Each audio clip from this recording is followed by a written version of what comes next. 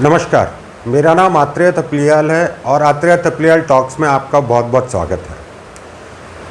अभी हमने देखा है कि कोलकाता में कितना ही हीनियस क्राइम, जघन्य अपराध हुआ है। एक महिला डॉक्टर के साथ रेप और मर्डर।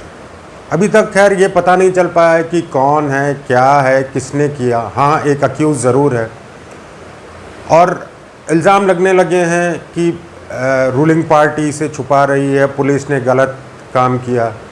और ये कोई पहली बार नहीं है जो हम सुन रहे हैं और ना ही आखिरी बार है। हम बहुत पहले से ये सुनते हैं, निर्भया केस में ये हुआ, हर दूसरे दिन एक रेप होता है, एक मर्डर होता है और हमारे यहाँ केवल नेतागिरी होती है। शायद हमारे लोगों को शौक चढ़ गया है। सन 2017 की बात है, मेरी मम्मी की चेन स्नैच हुई थी, 1.5 तोले की थी लगभग। हमने तब डायल 100 हुआ करता था, 100 नंबर कॉल किया, पुलिस आई, उन्होंने सब कुछ नोट किया। फिर हमने एक एप्लीकेशन लिखी और उन्होंने उसकी कॉपी बना के स्टैम्प करके दे दिया। जो एसआई था, जो कि क्या बोलते हैं, जो केस इंचार्ज इन्वेस्टिगेटिंग ऑफिसर भी होना चाहिए, तो उसने कहा साहब ये नहीं पकड़ा जाएगा, यहाँ कभी हत्थे चढ़ जाते हैं तो हम इनको अंदर कर देंगे, हम इन पर 10 केस और लगा देंगे। अब एक्चुअली वो सही था, उसके पास इतने रिसोर्सेज नहीं हैं कि वो इन्वेस्टिगेट करे, और अगर एक बार एफआईआर हो जाए तो फिर उसको क्लोजर भी ज़रूरी है, वो उसके नंबर के खिलाफ हो जाएगा, तो वो करता नहीं है। तो अब इसके लिए क्या चाहिए? इसके लिए भारत में बहुत कुछ हुआ है। इसमें एडमिनिस्ट्रेटिव रिफॉर्म्स कमीशन बना है, 2 बार बने हैं और उन्होंने बहुत रिकमेंडेशंस दी हैं।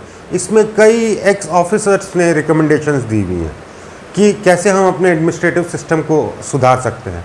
और अगर हमें रोना नहीं है, हर बार कैंडल लेके नहीं घूमना है, तो हमें इन एडमिनिस्ट्रेटिव रिफॉर्म्स के पीछे ही जाना होगा। लेकिन शायद हमें भी नेतागिरी की आदत पड़ गई है कि ठीक है भाई, इसी बहाने कैंडल हो जाएगी, मेरी नेतागिरी हो जाएगी।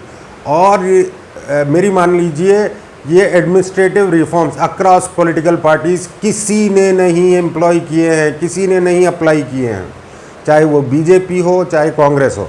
हाँ, आज योगी जी की सरकार है, ये ज़रूर है कि लॉ एंड ऑर्डर अच्छा है, लेकिन उन्होंने कोई प्रोसेस चेंज नहीं किया है। उन्होंने केवल वो उनका दम है जिसकी वजह से यहाँ लॉ एंड ऑर्डर कंट्रोल में है। अगर कोई अगला भी स्ट्रांग लीडर आए तो हो सकता है लॉ एंड ऑर्डर कंट्रोल में रहे, लेकिन हमें प्रोसेसेस पे बिलीव करना होगा, एक सिस्टम क्रिएट करना होगा।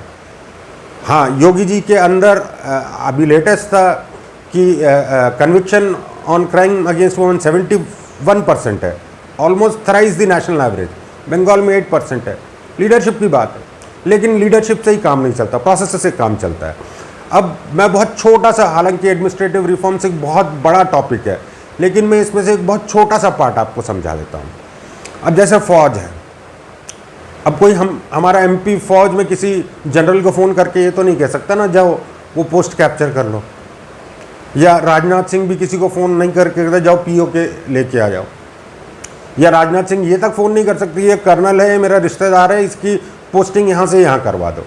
और अगर एक्सेप्शनल केस में हो भी गई तो धीरे धीरे जो फौजी हैं वो उसको अपने से दूर कर लेंगे और वो ब्रिगेडियर के बोर्ड में क्वालिफाई नहीं होगा और 54 साल में रिटायर हो जाएगा। तो ये उस सिस्टम, उसमें वो सिस्टम बन चुका है।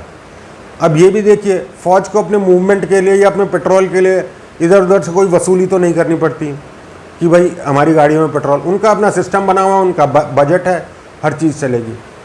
अब ये सीआरपीएफ बीएसएफ में देख लेते हैं। हाँ, बीएसएफ में भी कई बार सुनने को मिलता है करप्शन हुआ भाई उसने, लेकिन कोई एमपी एमएलए बीएसएफ में किसी को फ़ोन करके नहीं बोल सकता कि भाई इसको उठा लो, उसको उठा लो, या सीआरपीएफ को कोई एमएलए फ़ोन करके नहीं बोल सकता कि भाई मेरे यहाँ दंगे चल रहे हैं तुम आ जाओ। बाकायदा उसे स्टेट गवर्नमेंट को बोलना होगा, स्टेट गवर्नमेंट होम मिनिस्ट्री को रिक्वेस्ट करेगी और फिर सीआरपीएफ एक्शन में आएगी, वो थ्रू कमांड होगा। लेकिन हमारे यहाँ क्या, पुलिस में और एडमिनिस्ट्रेशन में एक दरोगा तक को रिप्लेस कर देता है लोकल नेता। एसपी, एसीपी, डीसीपी, सब हर जगह पॉलिटिक्स है। एक एडीएम, एसडीएम, वो तक लोकल नेताओं के भरोसे होते हैं ट्रांसफ़र के लिए। इसीलिए ये कहा गया है कि इनको बिल्कुल अलग कर दिया जाए, ताकि पुलिस और जो ब्यूरोक्रेसी है उसका स्ट्रक्चर बिल्कुल अलग हो, उसमें कोई लोकल इन्फ्लुएंस ही ना हो किसी नेता की, वो अपने हिसाब से काम करे। हाँ, उसमें अलग चेक्स एंड बैलेंसेस किए जा सकते हैं। जैसे पुलिस का एक सिस्टम है, उसमें कई जगह भर्ती होती है, सिपाही में, एसआई में, डीएसपी में दोनों प्रोविंशियल पुलिस सर्विसेज से और इंडियन पुलिस सर्विसेज से। अब उनका अपना प्रमोशन सिस्टम है, अब उनको ही अपने बजट बनाने दीजिए, उनको ही अपना सिस्टम संभालने दीजिए। आखिर में केवल पॉलिटिकल इंटरवेंशन होना चाहिए जहाँ एडीजी डीजी लेवल्स पे है। हाँ, वहाँ फौज में भी होता है, जब चीफ ऑफ आर्मी स्टाफ बनना होता है तो वहाँ थोड़ा बहुत इंटरवेंशन हो जाता है। इसी तरह पुलिस और ब्यूरोक्रेसी में जब chief secretary, additional chief secretary के रैंक्स पे आए, तो अपनी लॉयल्टीज लोग देख लेते हैं, लेकिन बाकी के नीचे के सिस्टम में कुछ नहीं होना चाहिए। वो पूरा सेल्फ ड्रिवन होना चाहिए, उनके अपने बजट्स होने चाहिए। यहाँ तो एक एसएचओ को भी अपने पेट्रोल भराने के लिए वसूली करवानी पड़ती है।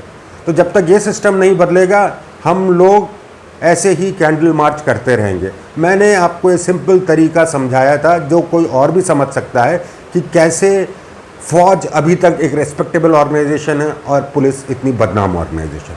Thank you.